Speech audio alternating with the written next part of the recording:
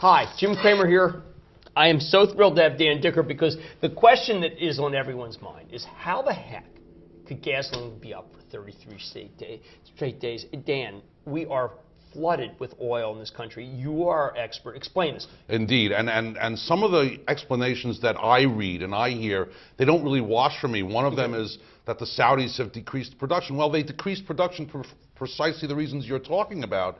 They decreased it because it's increasing so much everywhere else, particularly here in the United States, as you know, in the Bakken and with oil sands and so forth in the Gulf of Mexico. They've only decreased because that's what the market tells them to do. That's not really the problem. So that doesn't really wash for me.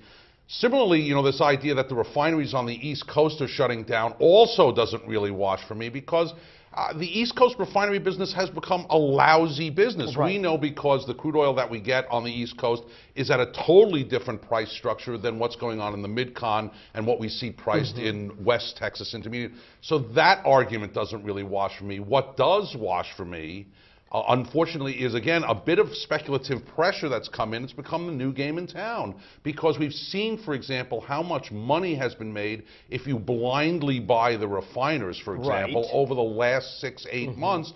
And the commodity guys are getting into the game too. They're playing this kind of switch over from winter to summer blend. So they're buying gasoline ahead of when the refiners are buying it? I mean, they're actually buying it on top of the refiners. Okay, so in other words, a refiner comes out with product in a place where he could ship it to the East, and instead they buy it? No, what happens is, in fact, that you have, again, you've had the stock guys blindly buying the CVIs, so it wells the down Tesoros, and so on. It's been a dead win, and every time you get a conversion from a major integrated into a refiner, you get that big boost up from a Phillips 66 or a Marathon Petroleum. All of these guys have been big marginal winners, and now they've been looking for a commodity trade to play, and they've been playing this differential, and actually you see the speculative positions in gasoline at a price, at a rate that you've never seen before in your lives. Once they get the gasoline, what are they doing with it? What are the speculators doing? No, the speculators don't do anything with it. They roll it over. It's really,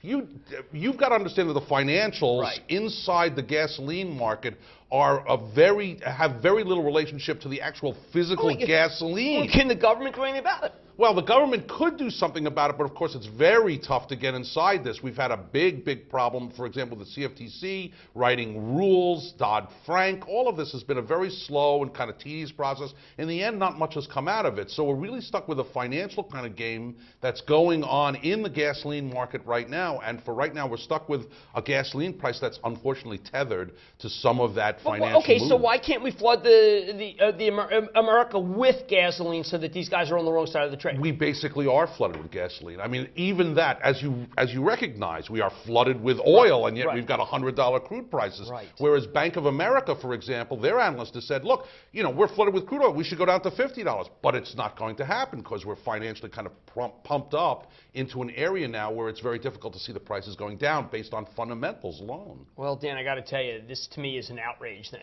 I mean, this is not, look, if anyone who thinks it's because of refinery outages, I mean, that would be a natural, but this is speculation. Well, there is a lot of speculation in there, and the fundamentals do make a difference. Remember, we're tethered also to the stock market. That's been on a dead run. There's a lot going into this, but it is the speculative piece of this, the financial piece of this that's playing in that a lot of people don't really appreciate. It really is a big part. All right, Dan. Frankly, I think that's revelatory. I think what only you would know because you're the expert, but it's not what you're reading in the papers, and I thank you so much for giving it to our viewers. Thanks.